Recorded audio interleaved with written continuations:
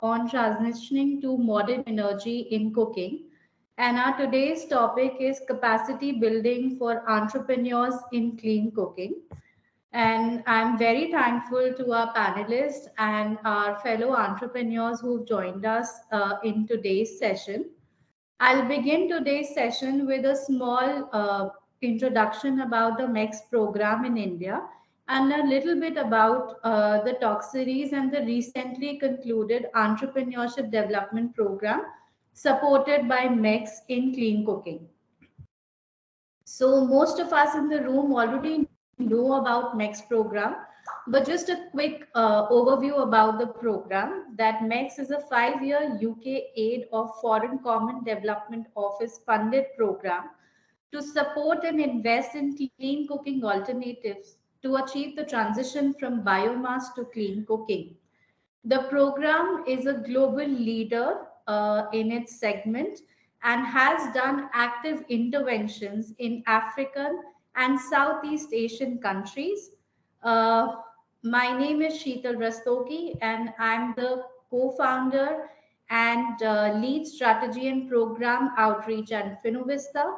And we are the in country partner for MECS program in India. Uh, just to give a brief overview about the kind of work that we are doing in India on multiple aspects. We are working with a very wide range of stakeholders, starting from manufacturers to our partner agencies. And what are we really doing in India? So, innovation management, working towards pilot and demonstration of clean cooking devices, focusing on solar PV and electric solutions, working towards a policy support, ecosystem mapping, promotion and outreach of modern energy based cooking solutions, and establishing innovative knowledge sharing platforms like talk series, and I'll talk about later modern energy cooking forum that we are going to be organizing in September. uh, some of the key things that I will like to talk in detail are, first, I've already mentioned, we have recently concluded uh, a clean cooking entrepreneurship development program. I'm happy to share that EESL and the Office of Principal Scientific Advisor, Government of India, were our partners in this program. And we have been able to train and mentor the leading entrepreneurs in clean cooking sector in India. The program shortlisted 13 entrepreneurs in stage one who went through a training and mentoring on skill and capacity development in entrepreneurship, which was followed by again a shortlisting of top 3 entrepreneurs. And I'm glad that the top 3 entrepreneurs, along with other participants, are there today with us. So I will not take much time on this program, and we will touch base during the panel discussion. Next is the talk series. You guys are participating in this unique set of talk series. It's basically, we started this talk series as a 12 module series in which we've conducted already 11 talks. Talk series has emerged as an important platform for promoting modern energy and clean cooking services by bringing together the stakeholders from modern energy cooking and allied sectors. In every discussion, we are focusing on a different topic altogether. And today's talk is focused on capacity building for entrepreneurs in clean cooking. I'll just take a couple of minutes to share certain details with you. So, like we all know that entrepreneurship development is critical part for any country, as it assists in identifying relevant entrepreneurs and boosting their enthusiasm and ability to experiment with products and device development, getting financial support, scaling up businesses, and providing them with opportunities for device development and scaling up opportunities.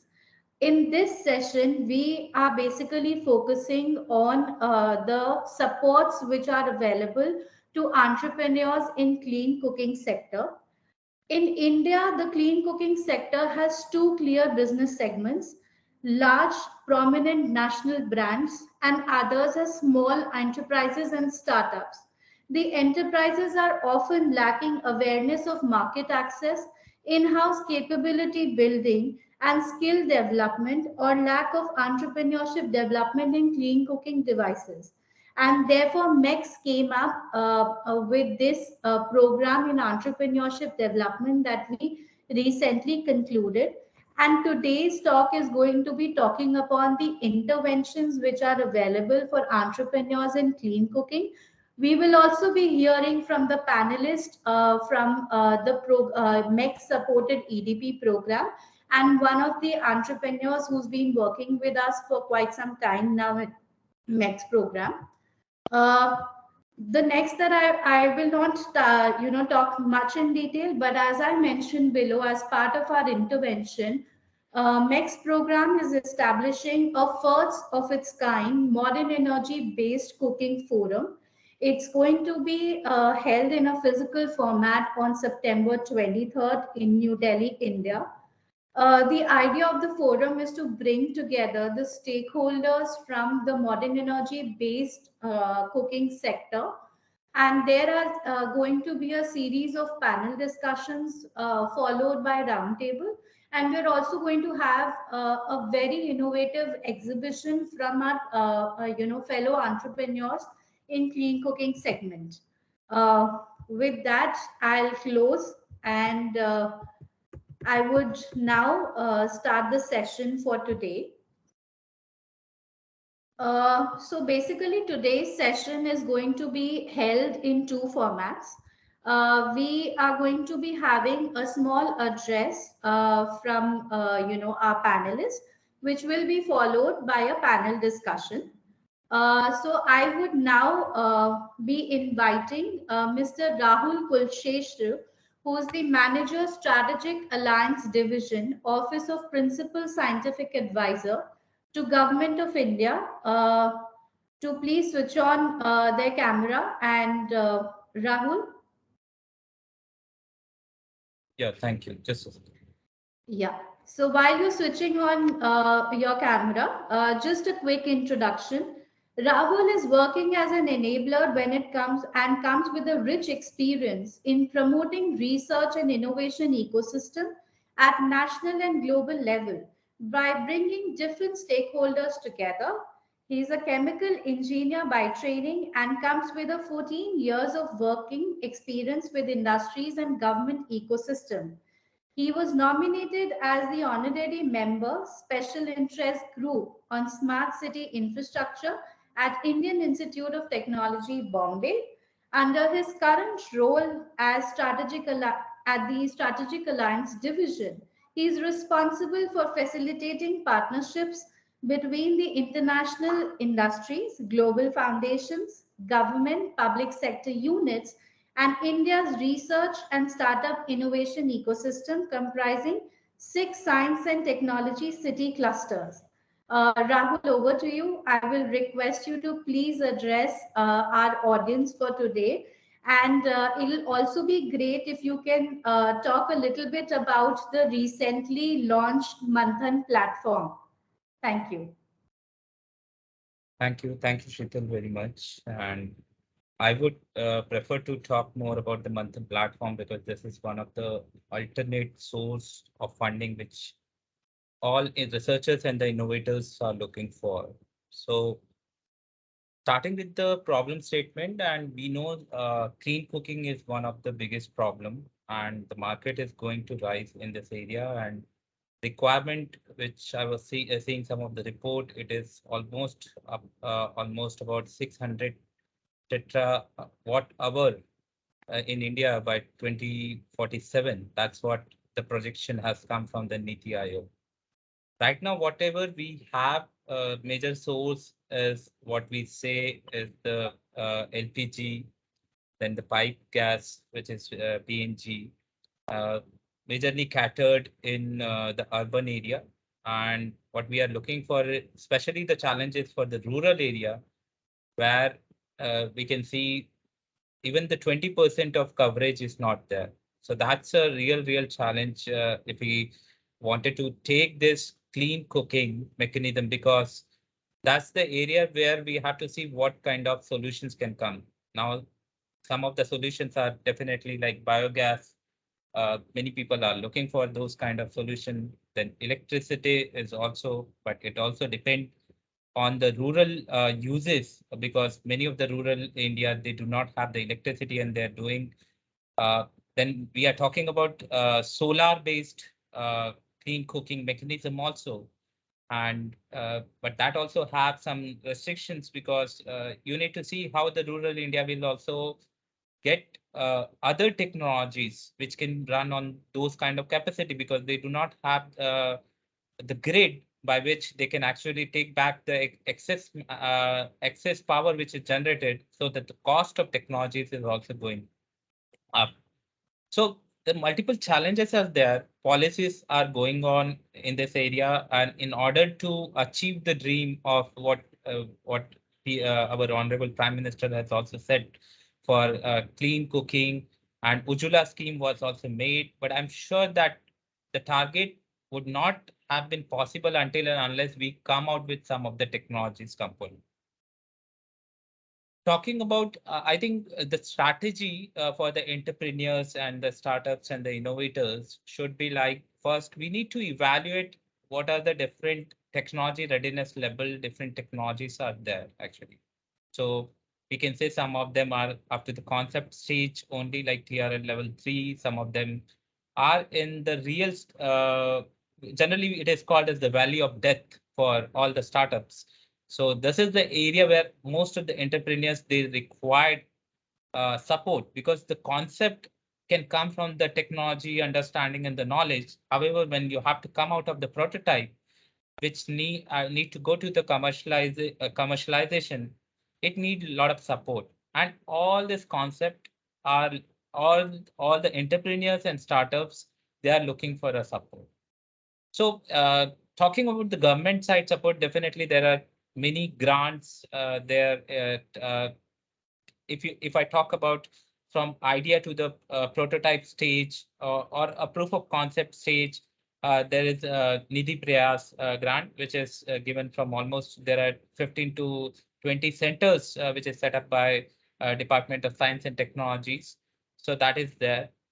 When it comes to basically come above TRL level 3 to TRL level 6, 7 before going to the market, where you have to develop some of the prototype.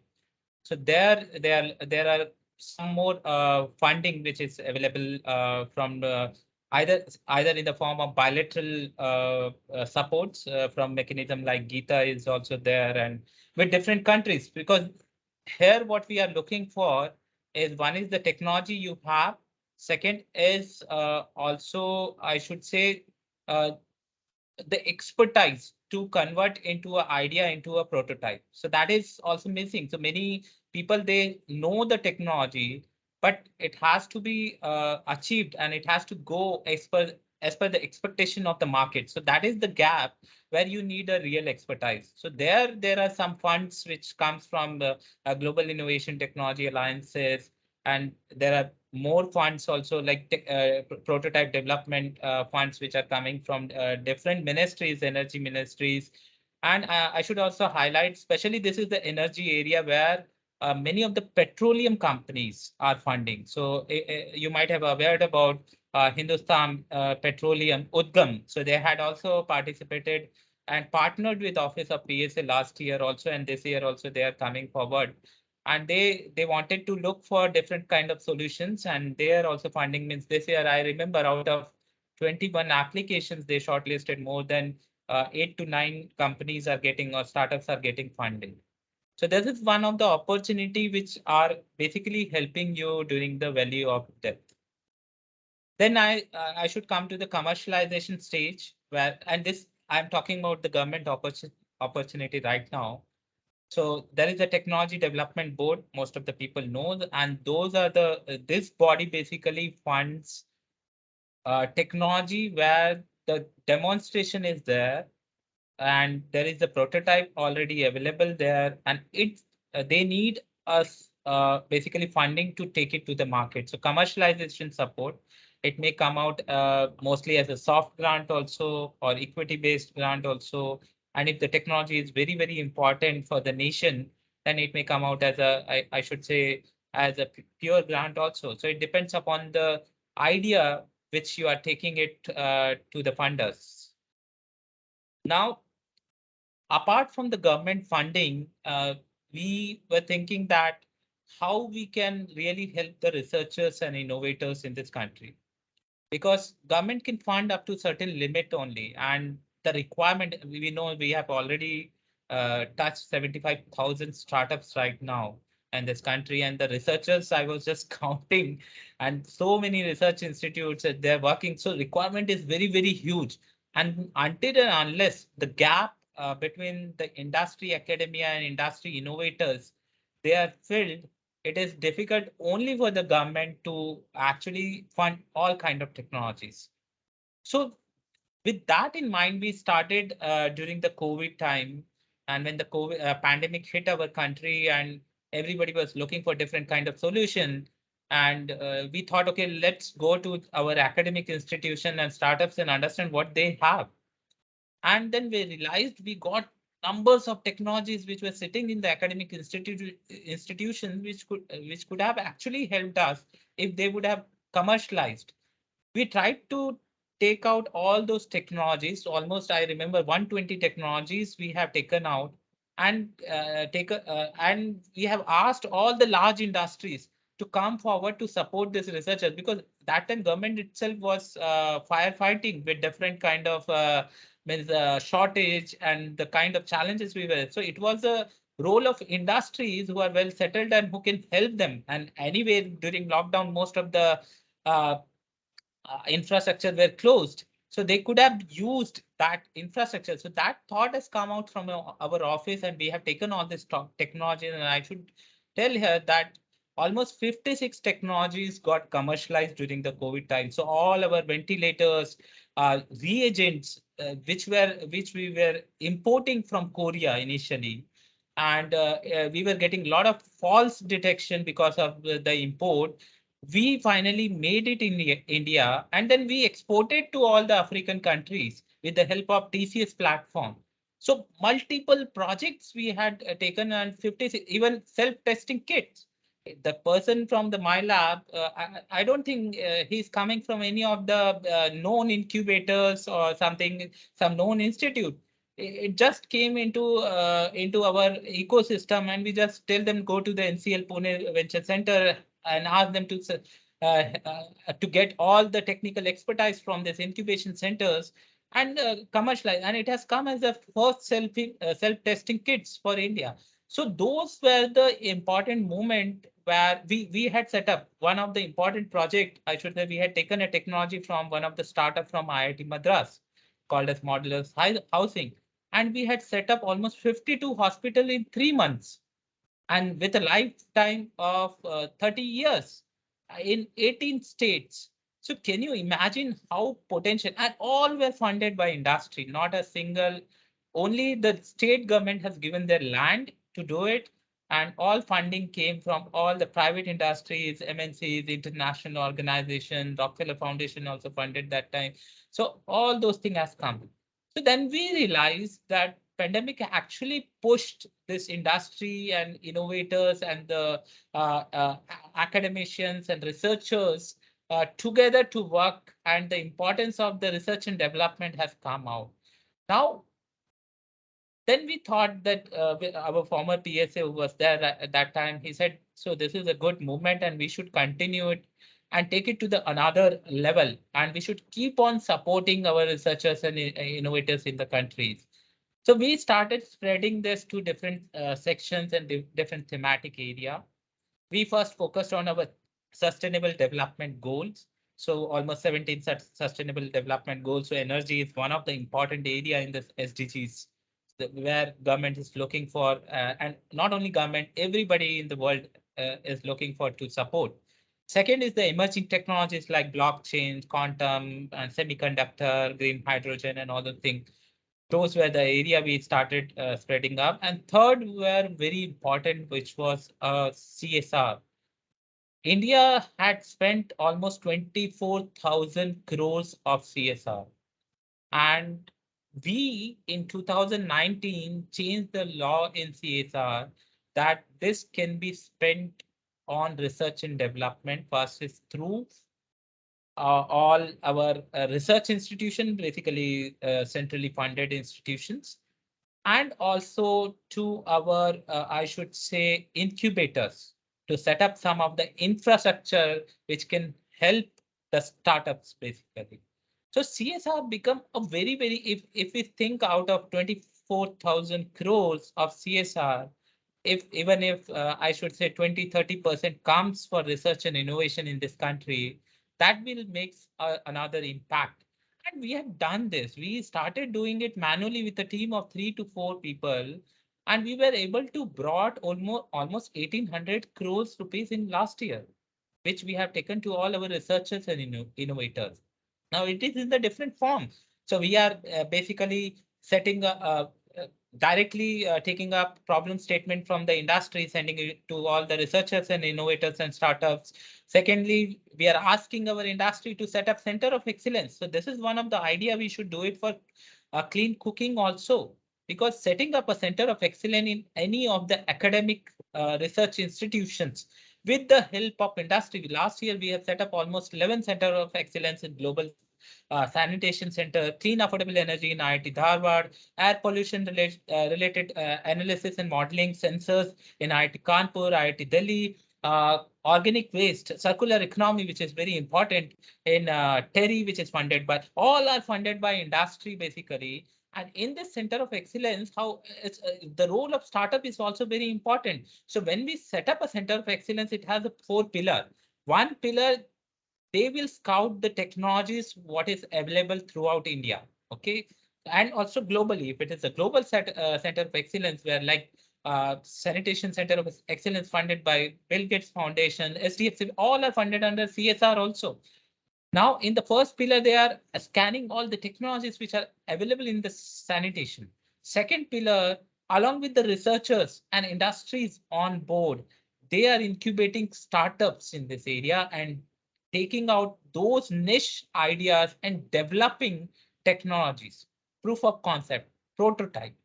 Third pillar, it is going for testing, validation, and some regulatory compliance.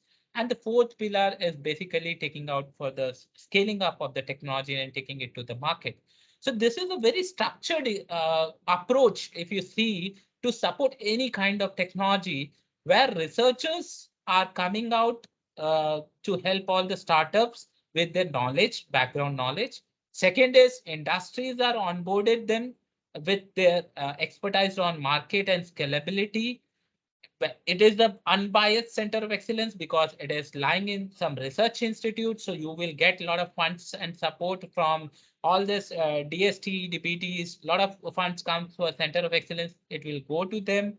So there is a win-win situation for everyone. The industry who is doing as a part of CSR, they are getting the maximum impact. Startups, researchers, institutes are getting, they are actually getting some expertise, and they are coming out with their ideas along with the startups and developing technologies. And finally, the technologies are getting scale up with the help of industries also.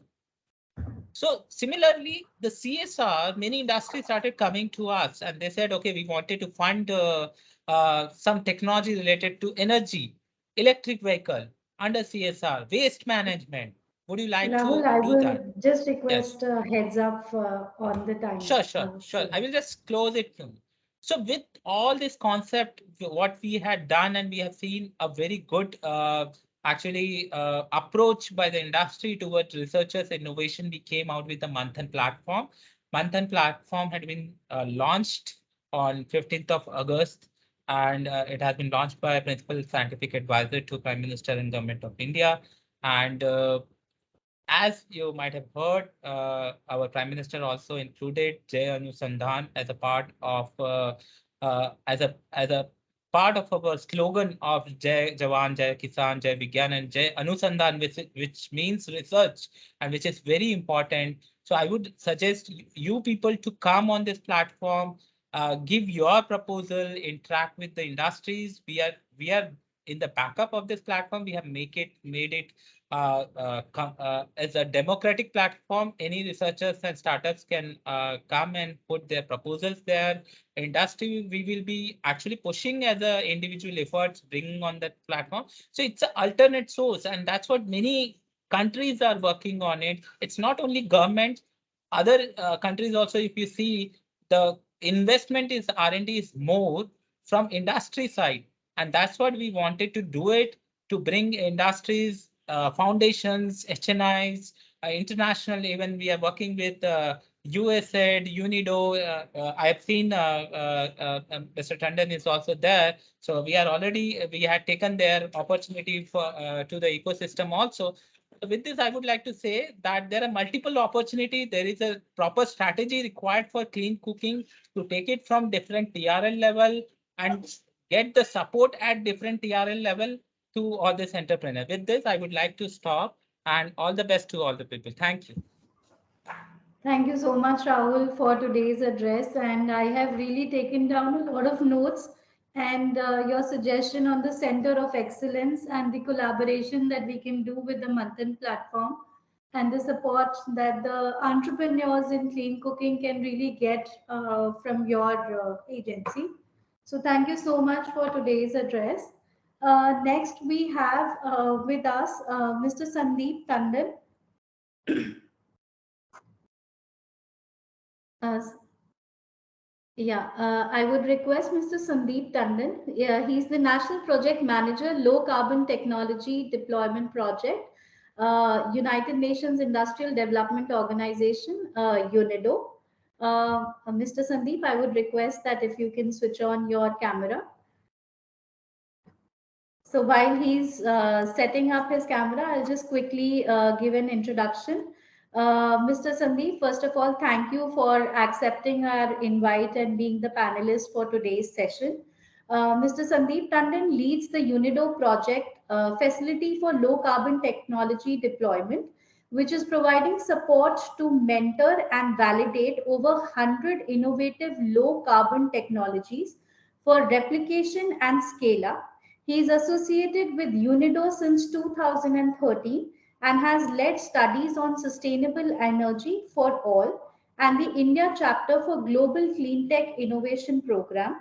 He has over 33 years of professional experience in the energy sector and has been leading projects related to climate change mitigation for over 25 years now, focusing mainly on clean energy and energy efficiency applications across various sectors of the economy. Uh, Mr. Sandeep, I would request you to please take on and please share the kind of supports which are available for entrepreneurs in clean cooking segment, and over to you.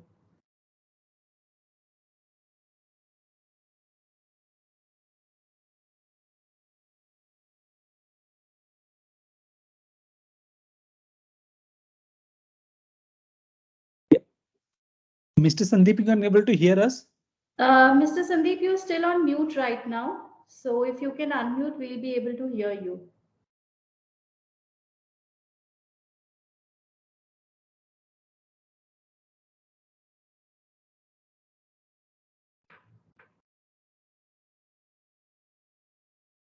Ma'am, just an announcement. I'll be flashing the slides on his behalf. Okay, not an issue. Yeah, But fine. Mr. Sandeep is on mute right now, so we aren't able to hear him also. Okay.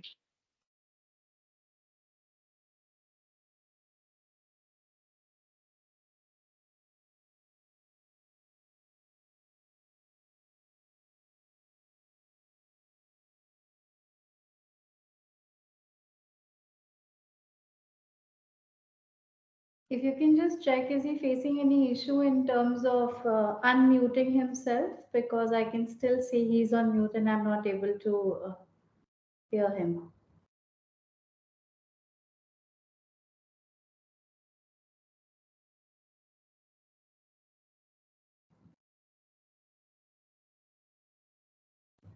Sheetal, I'm checking with him. Technology has its own challenges, but I'm checking with him.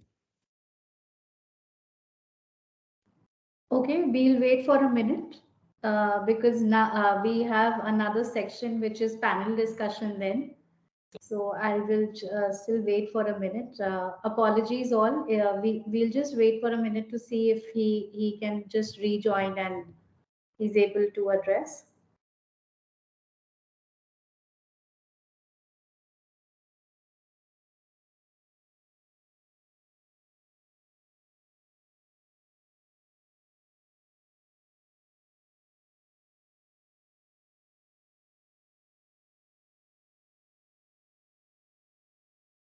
Sheetal, by that, I think he's facing still the technical challenge and all. Send the presentation also he through the mobile.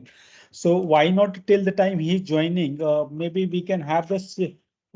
We can have the session and then possibly we can accommodate him at the later stage. And do you want me to flash the video? I have found some solution. Till the time if Mr. Sandeep is joining, we can do that, right? I'm actually presenting the video. Okay. Okay. So till the time he is joining, we've just compiled a small video on the recently concluded Entrepreneurship Development Program supported by MECS in clean cooking sector. And I will request Vimal to play the video.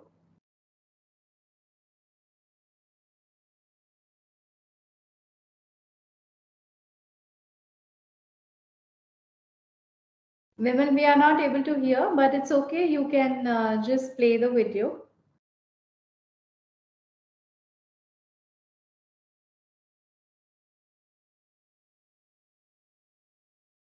So as I explained that the program was conducted in 2 stages. It started off with the shortlisting of 13 entrepreneurs in stage 1. We have a couple of them with us in the following session, which was followed by a 6 weeks of training and mentorship. And this was again followed with a presentation to the project evaluation committee. And we have the winners, the top 3 winners. They are there with us in this session, so we'll hear more from them. We'll share this video to you, so I'm sure it'll be better when you hear it with the sound. So just checking again if Mr. Sandeep is able to unmute himself and present. Otherwise, we'll proceed with the panel discussion. Okay, I'm taking his as he's facing some challenges. So I'm moving on to the next section, which is the panel discussion. I have with me the entrepreneurs from the EDP program and Mr. Yash Parmar, who has also been a part of the program and has been working very closely with us. So first, I will invite Mr. Yash Parmar. He's the founder of UFLA, and happy to share that he's also the winner for the best energy performance electric. Sheetal, please proceed. And Mr. Sandeep is facing some challenge through the mobile and all, but he has promised that he's coming, and once he will come, possibly at the end we can accommodate his session. Is that fine? Sure. Yeah. Thank you. Yeah. So I was just mentioning that Yash has also the winner of the Global Leap Awards 2021, in which his device won the best energy performance for electric pressure cooker globally. I would request Mr. Yash to switch on his camera and unmute himself. Yash, you've been working with MECS program very closely, and I will request you to please share about yourself and your technology and your experience of working with MECS program. Yeah. Sure. Thank you, Sheetal. To start, I'll introduce myself. So my name is Yash Parmar, and I have done my PhD in entrepreneurship from Pune itself. And during the stage when I was researching that why cannot we make all the food and everything in one pot? Why, I mean, is it possible or not? And second thing, the accidents which are happening because of the normal pressure cooker. There are many accidents happening in India. So I was like, why cannot we get some good solution to it? So I started researching and I went to China. I stayed back there. I created the smart cooker that is according to our Indian food taste and everything. And then we have done a prototype. For 2 years, we were in the testing phase. After that, then we enrolled for the Global Leap Award also. And there in US, in lab testing, our results were declared, and then the testing was done in Kenya also. So, and the results were declared that this is the best energy performance cooker which you could ever get. So our energy performance for 1 hour of cooking in 6 liter of cooker, that is you get with 1,000 kilowatts of coil.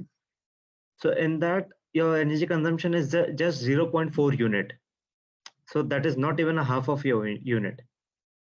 In this, if you see the comparison, I mean, if you see the rate comparison, than your normal gas or anything. So in our cooker, if you make rice, so one full 6 liter of rice in which at least 10 to 15 people can eat. So that pot of rice can be made in just 10 minutes. And in normal pressure cooker, it takes at least 15 to 20 minutes at least. So just imagine the cost saving and the electricity saving what we are experiencing. So in this, what many people, I mean, the challenge what we are facing and what many people are not yet getting adapted to it is the problem that they are thinking that it is a micro oven type concept.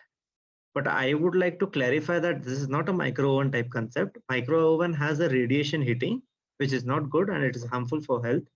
And what our cooker has is a heating plate of heating. So it has nothing to do with the radiation heating or anything. So it's 100% safe, and I mean the nutrients also which are not lost. So whatever rice you're eating right now in your existing pressure cooker. So the problem with that is when the rice is in the making, many a times the whistle blows off. And because of that, all your nutrients are getting out from that in that steam.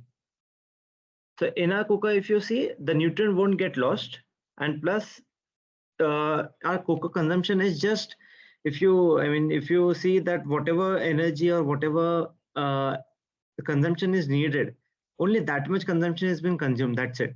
So in that steam, so how is the working of the cooker? Now I'll tell you the actual working of the cooker. So when you switch on the cooker, and after that, for example, if you switch on the option of rice, so it consumes the electricity only till the boiling point it reaches. After it reaches the boiling point, it is done, your food is cooked in the steam itself, the steam which is there inside. So 100% it's a healthier cooking. And what cooking, I mean, I will relate you with the old coal engines, how the coal engine used to work. So on that only, now we have done this. And if you see that we have been, as you know, that we have been, we have won the Global Leap Award also, and MEC is continuously helping us in this, because if you see everywhere there, you can see this product is now available. But the problem is right now, people are not yet adapted to it.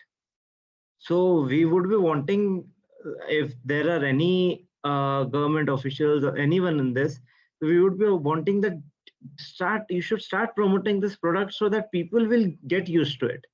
Now people are getting feared that, I mean, how should we use it and how can we do it and everything. And plus now, because with the help of MEC and the grant money which we won, now we have started manufacturing this cooker in India. So in India, we are the first manufacturer. No other company is there in this. The second thing is we have acquired the BIS registration also from the government. So it's an ISI marked cooker. Plus the quality, what we are giving in India, you won't match that quality with any product in the world. So we are giving of the best quality and the best price also. Our main objective is to publicize this as soon as possible, and people should start using it so that people will get the benefit of it. So Yash, there was a point when you were totally importing these products, as you mentioned, and now you've highlighted that you've started manufacturing it in India, and you are one of the few companies who's doing that. So, if you could just highlight that, what kind of interventions, not only from MECS program, but generally in your entrepreneurial journey actually helped you to scale up to this level. It will be really interesting for us to understand that. Okay. So the how I actually started this is because day by day, if you see the relations, our relations with China are not that good. Plus, what is happening is now the import duty, main is the import duty which the government has increased. So now we are, I mean, if you get the finished cooker right now from China and you sell it, so your costing will around go anywhere between 9 to 10,000. And that same cooker now we are getting some parts from China and some parts we are making it here right now. And we are selling that 6 liter of cooker for 7,300 rupees. So that is why we are getting into cost competitive. Plus, initially this was not easy because we had to set up so many things and we had to understand that how can things be online and we can do that because the outer body what we are making right now, so it is a one piece body which no one will give you in the world. That body doesn't have any joint or anything. We have developed our mold here itself. So it was a slow process. Why? Because people are yet to accept this technology. So it's a slow process. We have slowly we have been making molds of different parts, and we are now gathering and making it here. So if you can see, I mean, in next 2 to 3 years, we'll be making this whole product in India. So it will be 100% Indian made product. So that is our target. So that is why we are already in talks with MEC also for setting up everything here now. Thank you so much for sharing that, Yash. Mr. Pankaj, I think you have a question, but I will request you to please hold. You can write your questions in the chat, and I will, invite people for question and answers later. Thank you, Yash, so much. I will now move forward. Thank you so much for your time today, Yash, and I will, come back to you. I will now move forward with the next panelist for the panel discussion, Ms. Aarti Kanodia. Aarti, I will request you to please switch on your camera. And Aarti is the CEO and Director of Real Flame Pearl Print Pack Private Limited. She studied business management and is the only women manufacturer of cook stoves among 50-60 manufacturers in India. Aarti, thank you so much for accepting our invite to be in the session. And I will request you to please elaborate more on what Real Flame is doing and how are you working globally and supplying to the other parts of the world, and your journey in the MECS program and how it has really helped you. Thanks, Aarti. Over to you. Thank you, Sheetal, for a very kind introduction.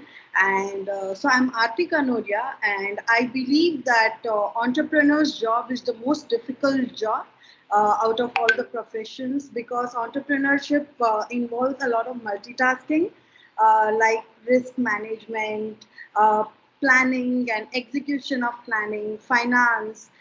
So it's a balance between all the tasks that an entrepreneur has to do to be successful.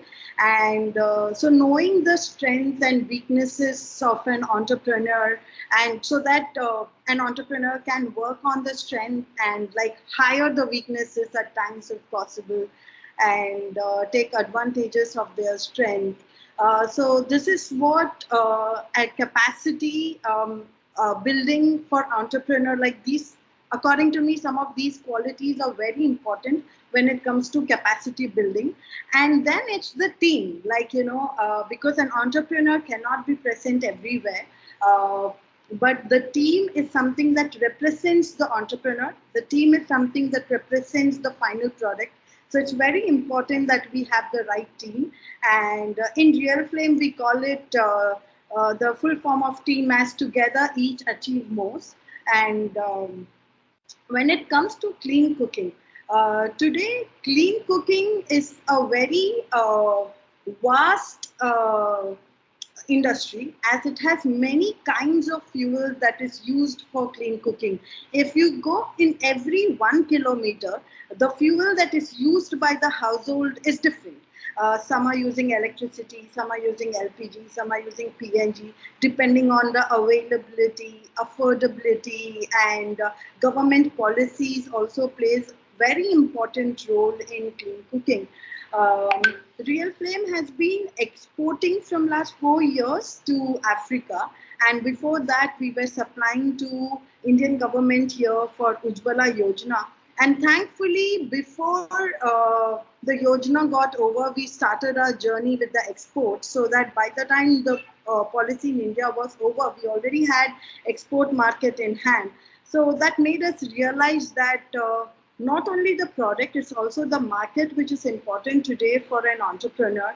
And we have collected samples of many different kind of technologies like induction stove, and we have developed induction stove, PNG stove. We have worked with Indian government for a very long time to develop PNG stove, and we have started supplying in few parts of India with PNG stove successfully. Yet we are looking forward for the scale to elaborate.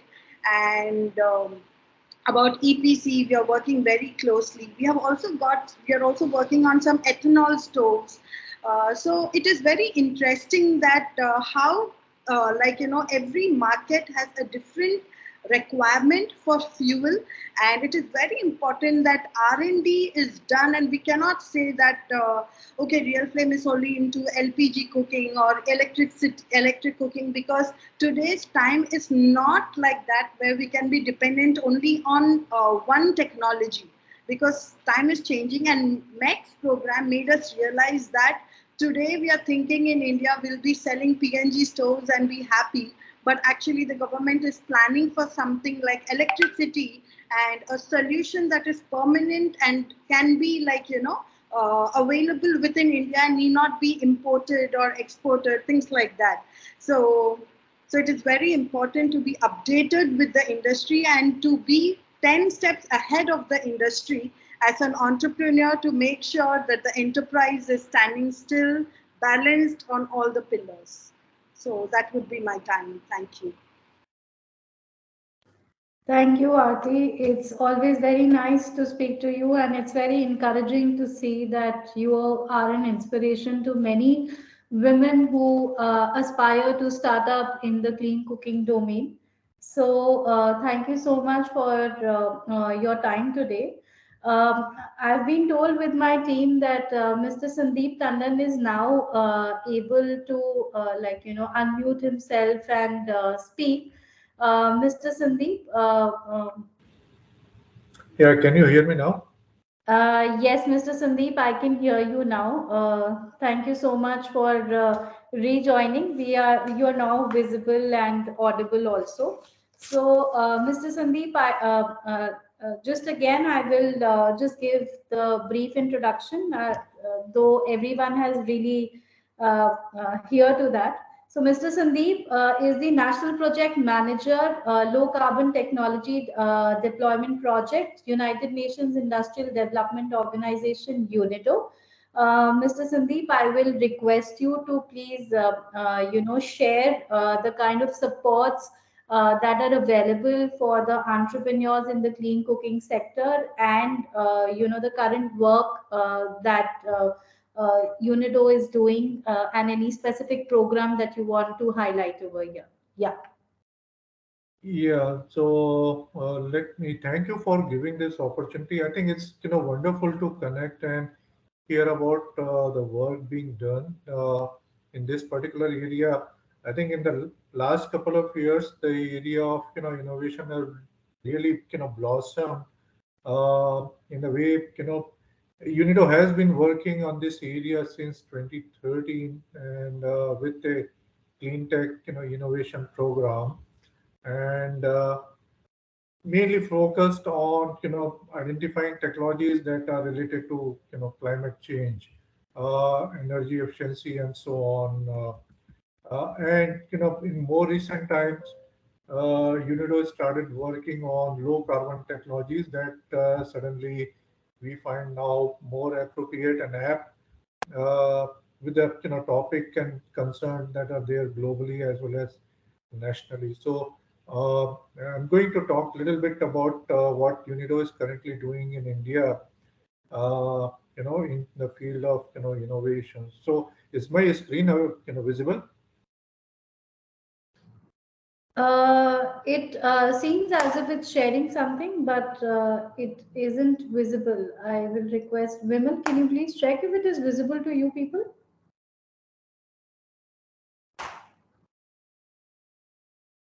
No, ma'am, it's not visible. Yeah. So Sandeep ji, you are try. sharing. Yeah, you're sharing something that's happening, but the slide is not up on the screen right now.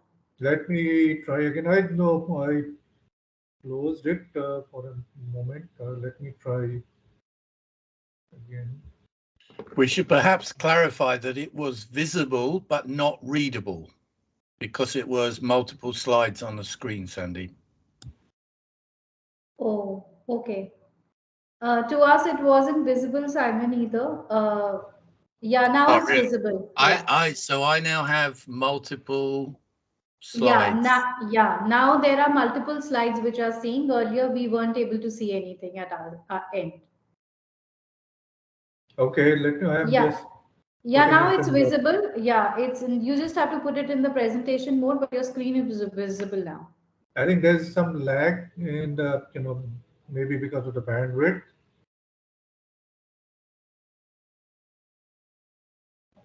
Is it visible now? We are still able to see the multiple screens, the multiple slides on our screen. Oh, I guess there's a. Let me do one thing. Then I guess there's a issue with regard to the bandwidth. Let me switch off the camera. Oh, so the camera is off. Mr. Sandeep, do you want me to present? Hope this is Yeah, visible. if you could, I think that would be helpful. Yes, I'll really appreciate. I guess there's a kind of issue here with the presentation. Just give me 1 second. Yeah, hope it is in the presentation mode. Yes, please go ahead. Yes, Vimal, it's on the presentation mode now. Thank you. So I'm going to, talk a little bit about the work that UNIDO has been doing, and this program has been, as I mentioned, the first set of series of work on promoting low carbon technologies or clean technologies, as we used to call, started in around 2013, 2014. I'm not going to talk about that now. I mean, more about the current work. So if we can just go to the next slide. Yeah, so just by the way of introduction to UNIDO, it's one of the specialized agency of the United Nations with 170 member states, and typically, during the presence area, UNIDO provides the technical cooperation support to implement the activities aligned with the national priorities, and more recently in various countries, helping them to work towards the sustainable development goals through various programs as well as projects. And India office covers several countries in the South Asia region, but each country, as just mentioned, has its own priority area, and the program would vary. And among the South Asian region, most widespread program UNIDO has in India only, and one of the program that UNIDO is implementing is relates to the climate change, and we work with the various government agencies depending on the mandate of the program and the objective. And we can move to the next slide, please. Yeah, so this program is now dovetails the various initiative And I would say that the effort on clean cook stove would also fit it somewhere in the this matrix of decarbonization somewhere down the line at various levels. The program that we are implementing, helping on the are the first steps, I would say, the baby steps for energy transition or even identifying low carbon solutions. And since UNIDO's mandate is to work with the industrial sector, industrial and commercial sector, some of the innovation program that we are working on, helping to start the process for industrial decarbonization in a small way. And we'll get a little bit into details about that. So if we can move to next slide, please. Yes, so coming to the program that we are currently managing, and I'm running that since 2016, is Facility for Low Carbon Technology Deployment. If we go to the next slide, we are, UNIDO is implementing with the Bureau of Energy Efficiency. It's an 8-year program and funded by the Global Environment Facility, which supports the climate mitigation program across the world. With certain specific target to be achieved to identify 120 innovations and leading to certain figure of emission reduction targets in those 8-year period, and also with a goal of getting at least 1/3 of the innovation commercialized. So the way this program works is to identify the technology gaps that have scope for energy saving, and select those innovative technology solutions by running an innovation challenge that can address those gaps. And the real support comes in the form of supporting the demonstration field trial to validate the efficacy of the innovation and then facilitate the scale up. And we'll get into more details. Yes, so this project in the next slide, please. Yeah, if we can go to the next slide. Yeah. So the project is being implemented with the Bureau of Energy Efficiency, because the nature of program is to identify those low carbon technology for the industrial sector, and Bureau of Energy Efficiency in the government sector is the one which is working on the industries with specific targets given to reduce the energy consumption and to reduce the greenhouse gas emissions. And India's own target in the Paris Agreement to UN Framework Convention on Climate Change for 2030 has been, are being, implemented by Bureau of Energy Efficiency, targeting the larger industries. And in the last year in Glasgow, these targets were revised from 33% to 45% reduction in the specific energy consumption from 2005 level. So we find now the innovation program, innovative technology solutions that are being found out through this program would neatly fits into this overall goal, because not only it's asking for the industries to adopt more energy efficient solutions, but also at the same time the whole system has to start looking at more innovative technology options. And as the government has a longer term goal, if we can go to the next slide, for decarbonization, then I maintain that the solutions have to be found in all the sectors of the economy. Yeah, I think we've seen that, so we can skip this and we can go to the next slide, please. So UNIDO, as we started the program, we have engaged various program partners. Confederation of Indian Industry has been first and foremost and continues to work with us.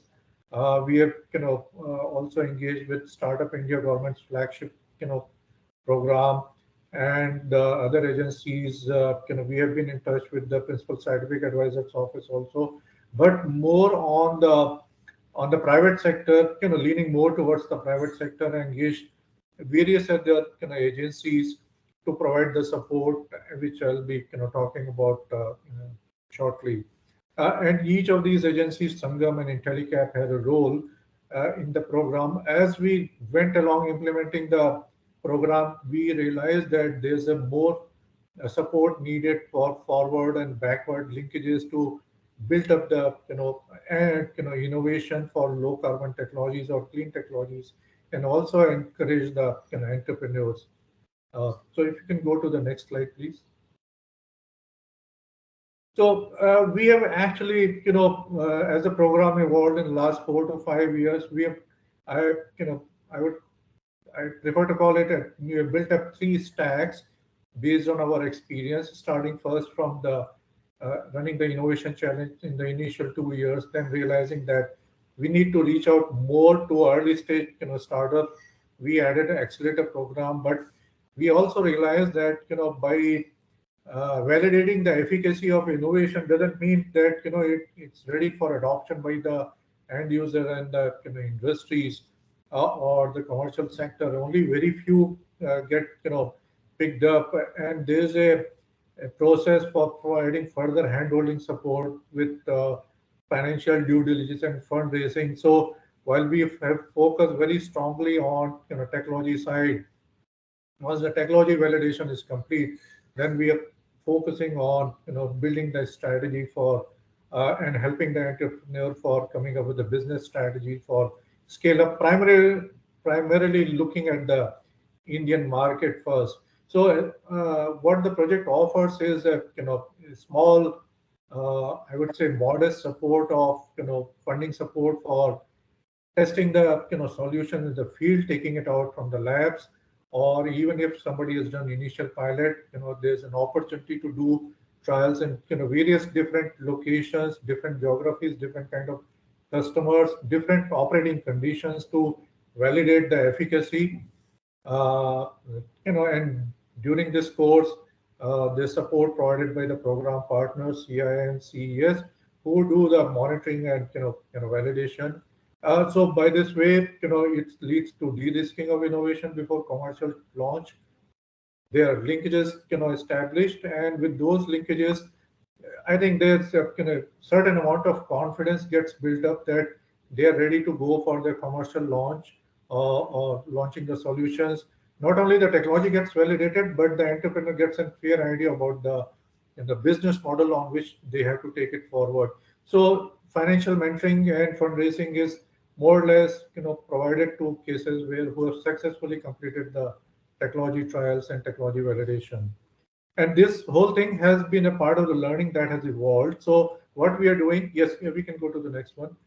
Essentially, what we are providing is support is to take the innovation from early stages of technology readiness to slightly later stages or more advanced, so that they are ready to go in the market or go for pre-commercialization. And after talking to various stakeholders, agencies, we found that for at least for the clean technology solutions or low carbon technology, this kind of support was not available. So one can say this program becomes a vehicle for taking the innovation for the increasing their technology readiness level, so that both the investors and users, entrepreneur have a great confidence on how the solution is going to work in various different conditions. And we have got fair good amount of successes also. So we can move to the next slide, please. Yeah, so over a period of time, I have not added the figure for year 2022. We have run the 5th innovation challenge, and we have got 200 applicants in 6 technology areas that we work on. We are in the process of selection of the winners. But in the past 4 years, various technology trials that have been done, 20 have been completed. Remaining are all in the field, different stages of validation. But out of 20, 13 have already been commercialized, and again, various stages of being scaled up. So I think we see the timing is right. There's more inclination for looking at the innovative technology solutions, but we would really want to see more awareness by the end user and adoption for a faster adoption of the low carbon technologies. We can go to the next slide, please. at the same time, as we are doing the selection of the winners, we have opened the fourth, round of, uh, open the application process for the fourth cohort of the accelerator program. The application deadline is not 30th July, it's 25th of August. So sorry about that. But many of the applicant or entrepreneur who are joining today's call, they can go to the FLCTD or the project website, which I'll be sharing the URL, and submit their application. I think anything that relates to decarbonization or reducing the energy consumption can be considered, and we can take them in or consider in the accelerator program. So next slide, please. So the accelerator program also provides somewhat similar support. There's no financial support, but it's a good, very focused preparation for taking the innovation in the market. We have had early success from the program that we UNIDO ran from 2013 to 2017. A couple of entrepreneurs have been able to raise funding on a fairly large level, and that is all attributed to the training during the accelerator program. So again, we have a fair confidence that the accelerator program helps a lot. And at the end, we can also provide the investor connect. So various avenues are available. One is the accelerator program. Second is the innovation challenge, whereby the UNIDO has been providing this support, very focused. So to bring new products, solutions in the market that reduces the energy consumption. So yeah, I think we can go to the next slide, please. So the idea has been, the overall project goal is to try to build up a innovation ecosystem by bringing all the key stakeholders together. I think to a fair degree, this has been, we have been having a fair success in galvanizing this, bringing key stakeholders together, but being operating in a very large and diverse country with a very diverse requirement, it takes fair amount of effort, and continuing it at longer period to sustain this longer term goals. So by no means this project can achieve all the goals. This needs to be sustained by other players also beyond once the project phase is out. But it shows a model that has worked and evolved and continued and taken forward, and then and that would bring in all the confidence. And we are looking now, talking to some of the investors in India who have approached us, who are also scouting for the entrepreneurs for making investment in low carbon technologies. I think so. We can go to the next slide, please. So that brings an end to my presentation. This is the URL. You can go to the website and explore all the details of 59 winners of the innovation challenge are there on the website, including the solutions that have been validated and commercialized. And also that website provides the link for applying to the accelerator program. So let me stop here and hand it over to Sheetal, and if there are questions, I'll be, yeah, I think we can stop here. I'll be happy to answer them. Thank you. Thank you, Mr. Sandeep, for sharing the details, specifically the FLCTD program. And we'll get in touch with you for getting these details and circulating it to the entrepreneurs who've been associated with the MECS program. And I'm sure that they are eligible for applying in this program, as definitely they are working on low carbon technologies. So we'll definitely get in touch with you and take these details to circulate it with our entrepreneurs. And I have requested the participants to post their questions in the chat if they have any. And after we complete the panel discussion, we'll be coming back on the Q&A rounds if there are any questions with respect to that. Thank you so much. With this, I will continue with the panel discussion and invite our next panelist, Mr. Yatin Varchia. He is the co-founder for Euphotech Labs Private Limited. Happy to share that he's been one of the participants of our Entrepreneurship Development Program, and he's also the winner for the stage two and one of the top three finalists. So, Yatin, I will request you to please introduce yourself and the venture Euphotech Labs, and also share about your journey as an entrepreneur, the interventions of MECS program, and yeah, over to you.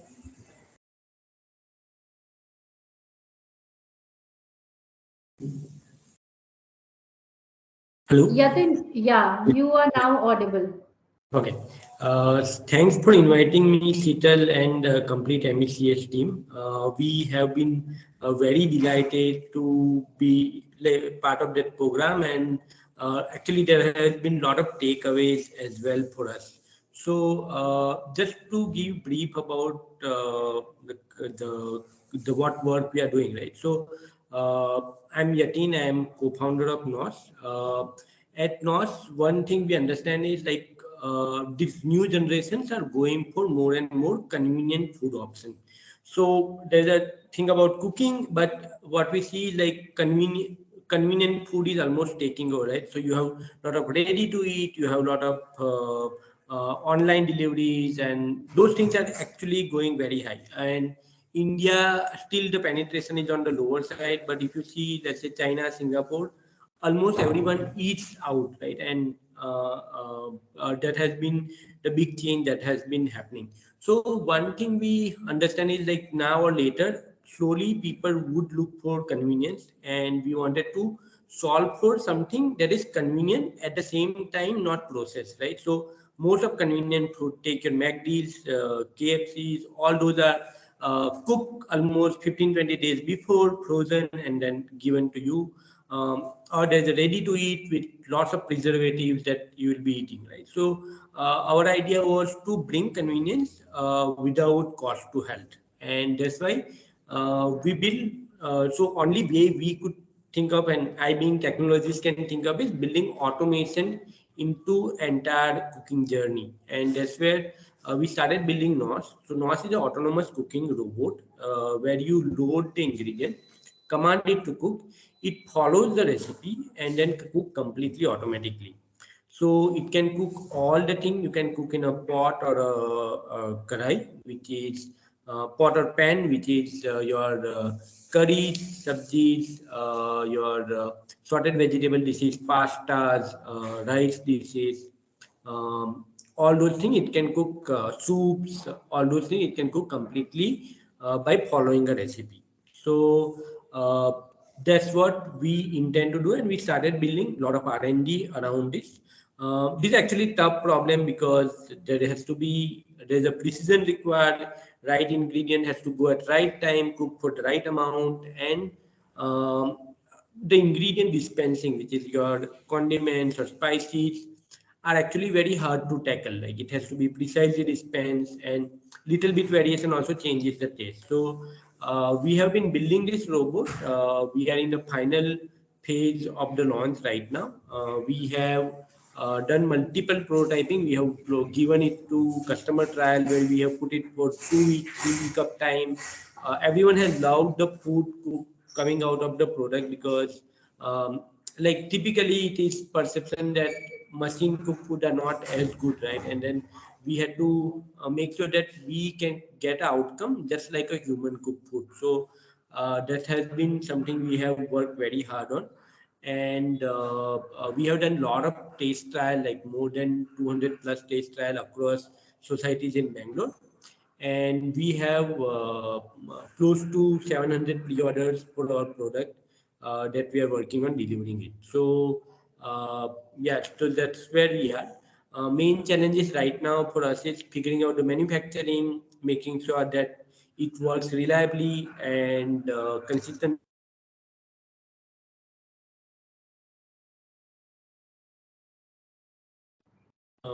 We we had good learning from this program. We main outcome, so their main outcome we realized like we have been always focusing on the home cooking and product for home.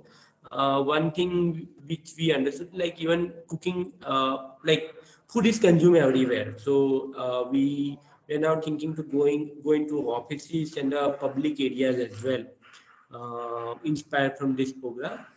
Second thing which was very useful for us was connecting with other entrepreneurs and taking their learning. So we have we have couple of discussion with Anil Desai sir, understanding their journey and also understanding the induction technology very well, right? Because induction technology itself is a little challenging, especially in Indian food context, because our kind of heat you need and kind of uniformity you need for Indian food, we have been struggling to achieve it. And with Anil sir's input, we could actually achieve the uniformity of the cooking. Like there has been very good input from that side. So that's have been our journey with program, and overall, we are mainly looking forward to launching the product and seeing it work at consumer kitchen. So Yatin, just quickly, if I may ask you that, what are the kind of supports that will be really important for you and for entrepreneurs, largely in clean cooking sector? Maybe just in a sentence or so, because we are already behind the schedule. Yeah. So briefly, right, like if you see, most of our entrepreneurs are related to hardware, because clean cooking can only happen to hardware, and hardware startup face a lot of challenges in general. Like, so main challenges are obviously finance support. Hardware startup requires good amount of finance support. There has been good amount of grants, like you can get up to, with different programs you can get about 1 CR support from Indian government, right? And that we have been lucky to get also. But that is not enough. That's the surprising fact, right? Like that's not enough, because if you have to do tooling, you have to do mold making, you have to develop and taste the product, it it requires more money. And the real bridge which is very important is like from this 1 CR of funding to VC coming in with a larger investment. VC will come in when your supply chain, everything is ready. You are already producing this product. So that bridge is actually the hardest journey for any entrepreneur in this space. There are good amount of angel investor, and that those only can help us in this. So lucky part for us was we were able to raise that bridge funding of 7 CR recently, so that way we can bridge that gap. But it's not easy. It's not easy because everyone expects your product to be in market, doing some revenue, etc. Right? So that's one hard part. Second part, specifically in India, is bringing the awareness. Right? So you can have a product, but really people understand that well, and can people adopt it? Right? So that's a very big challenge, because somehow India has this thing that anything electric is harmful, right? So take induction, take microwave, everyone feel that it is not good, it's harmful. So building that awareness is actually important. And perception issues on the electrical cooking. Thank you. Thank you so much, Yatin. And we at MECS program are also working on how to actually bust these myths around electric cooking regarding its nutrition and safety, etc. And hopefully soon we should be able to, put something forth for people to actually see and validate it. Thank you so much. With this, I will be moving forward to our next panelist, Mr. Devang Joshi from Rudra Solar. He is also the winner for the EDP program second stage. Mr. Devang, I would just request you to keep it short because we're really running out of time. One thing I really want you to explain us, since you've been into business for quite some time in the clean cooking sector, I will request you to please reflect upon, how, what are the kind of challenges that are there to scale up in the Indian clean cooking sector, something that you've taken back from the EDP program, and, any further supports, that are required. Thank you very much, Sital, and all the Finovista team. Actually, our Rudra Solar Energy basically in the solar thermal market.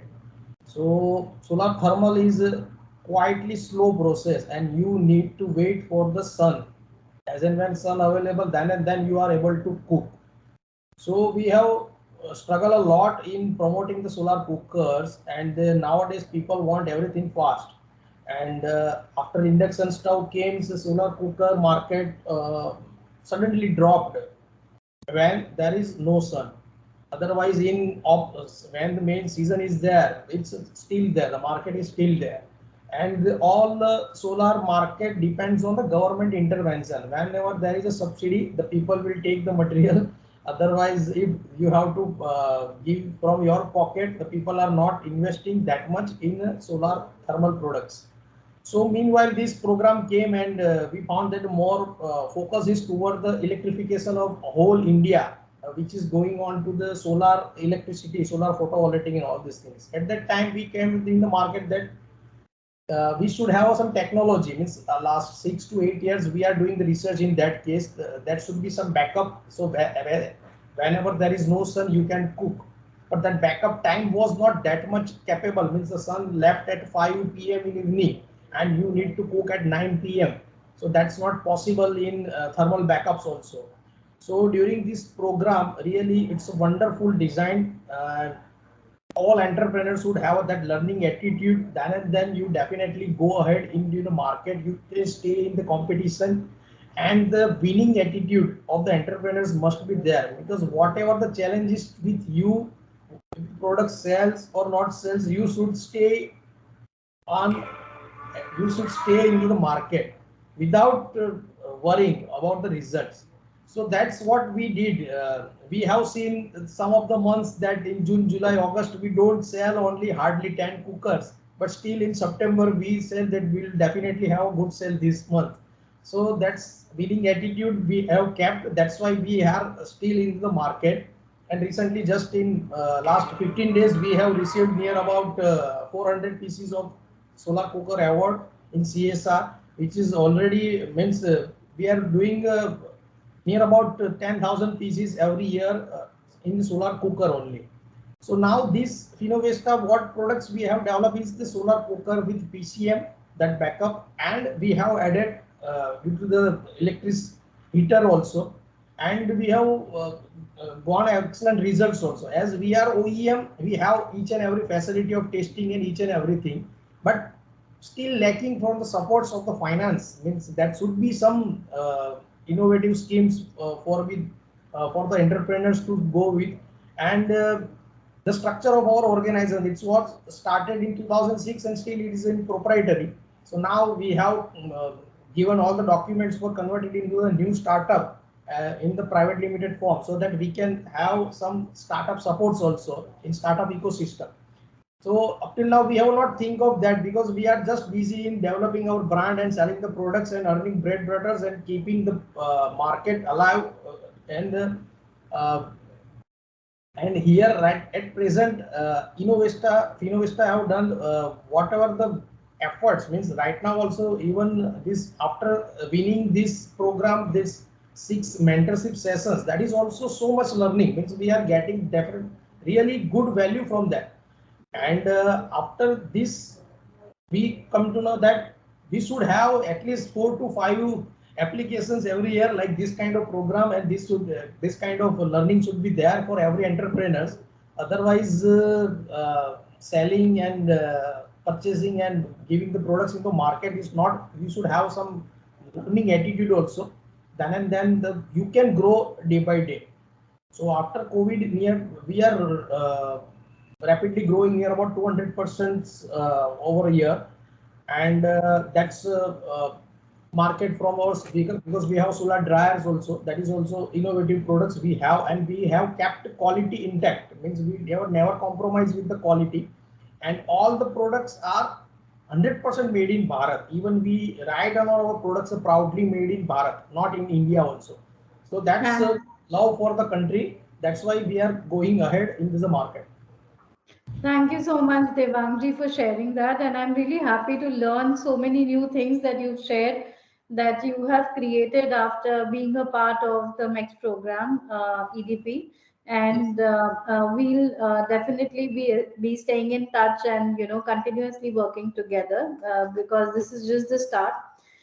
With this, I will invite our last panelist for today, Dr. Ajay Chanda, from Chandak Innovations LLP, and Dr. Chandak is also the winner for the EDP program, MEC supported EDP program. Dr. Ajay, I would request you to please introduce yourself and share details about your technology that you're working on, and your experience as an entrepreneur. Yeah. Yeah, thank you. I'm audible, I think. Yes, you are. Please go ahead. Okay. Yeah. Okay. I have been working in clean cooking domain since 1999, and these include primarily research and development of different renewable energy systems. We started with solar cooking and slowly realized that people can't sell the product as such. People have to sell the solution. And then we diverted into other clean cooking domain like biogas plants, which are prefabricated, and then biomass stores, gasifiers, some recently added chapati makers, and industrial concentrators also. So only one technology may not work in all situations. That is one realization every entrepreneur has to keep in mind.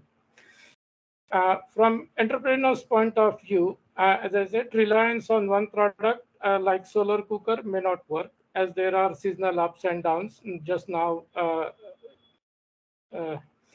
Doshi was mentioning this, that in monsoon its sale goes down and then it picks up again. But even if the sale goes down, your overheads are still there. You have to sustain with your overheads, sustain with those losses. So that will happen with every entrepreneurs who rely only on one product. Like, or if it is a solar product, definitely monsoon will be a very low season. Manufacturers which are in a low-cost solar cookers like box cookers or panel cookers can still survive, but high-cost items like concentrators, vacuum tube cookers, solar cooker with heat storage, I find it will be difficult to survive on a single product as an enterprise. So product is good, product is technically good, functionally good, but enterprise may not survive because of these variations in demand. So you create a market, then monsoon comes, your demand goes down. This kind of situation will always come. And my recommendation is either you have to have a basket of a product, or the manufacturer do have some other manufacturing setup along with this. Like we have seen these solar concentrating cookers, the manufacturers who have survived this are basically fabricators, and they have other businesses in their fabrication shop. So they make also solar cookers, and they survive on a fabrication shop business. And that is where the solar cooker business is alive. But most of the companies in a big solar concentrating business, they have closed their shutters. They're relying only on one technology. Through this MECS program, I noticed that it is focused on electricity as a means of cooking. There are primarily two sources of electricity. Either you get it from a grid, or you get from a decentralized source like solar photovoltaic. In my opinion, there is no promotion is needed for electrical devices when it is using grid, because the induction stoves are now available at just $20 a stove, something like 1,500 rupees. You can get a good stove in the market. So as and when the grid will become more and more reliable and the cost of electricity will be affordable, people will naturally shift to the induction stores with the grid. So that's one area I don't think any promotion is needed. That shift will be natural. But when we have a grid which are not so stable, not so consistent, and the cost of the electricity is high, there people will always compete it with the other alternatives like LPG. So that's another thing. Now, apart from this program, MECS program, our product that we have presented to MECS, even though we work in all the basket of products, was a solar PV with a thermal storage. And the thermal storage is something that is replacing the conventional batteries. And the thermal storage does not need any change in its lifetime. In 20 years' time, you don't need to change it. And that's a big advantage because the conventional batteries, either lithium-ion kind of batteries, you need to change every 3 to 5 years. And the capital cost also goes up because the batteries are expensive. So solar panel itself is expensive. You add another expensive item like batteries, and then the induction stove, which might be cheaper. But the whole system becomes expensive, plus there is a running cost because the battery needs replacement. So I think the thermal storage with a solar panel can still survive, but not with the chemical batteries like lithium ion. I am a hardcore technical guy involved in research and development and then training entrepreneurs and transferring technology to them who actually manufacture and put it in the market. But in this MECS program, I wanted to explore other areas, and I'm thankful that I learned a lot in the area, other entrepreneurship angles like a product launch and digital marketing. Those are the two things I will specifically mention. Even now, there is one session left from the mentor that is given by Finovista in digital marketing, but I'm enjoying those sessions and learning a lot in those areas because entrepreneurship is like a full package. Just being a technical or just being a financial guy will not help. So we need all these other dimensions to be a successful entrepreneur. Research grants have been the real key in all development work. We have been successful sometimes to get some angel investors in some earlier products. For this new product, there was a small support from INSIC earlier, that is International Solar Innovation Council, and now another small grant from this Finovista or MECS program. These are not adequate, but these are like a booster, moral booster for you.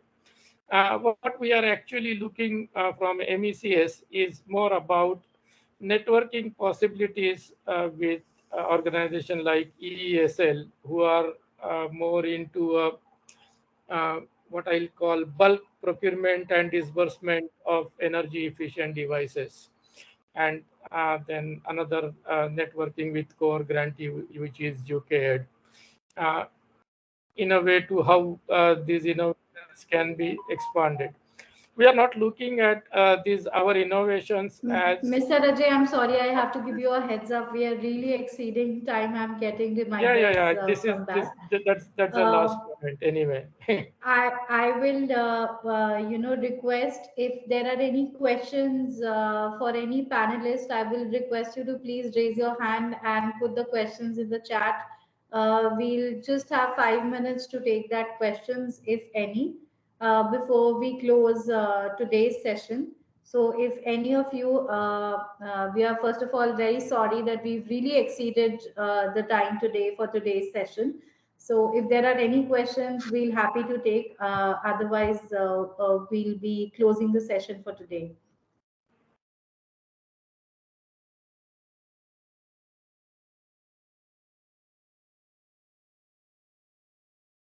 Anshika, the chats are not visible to me. Are there any questions which are there in the chat? We'll be happy to take that. No, ma'am. There is not any question. Okay, then it's great. We can move towards closing today's program. One last request, my colleague Anshika has posted the registration link for the upcoming Modern Energy Cooking Forum 2022, which is happening on 23rd September. It's a very, very relevant, session which is happening, and I would request you guys to please register. It's only by registration that we will be allowing the participation. And last but not the least, thank you so much to all my panelists who joined us today. And thank you for staying back with us. We've really exceeded time. Apologies for that. And thank you all who have participated today. Thank you.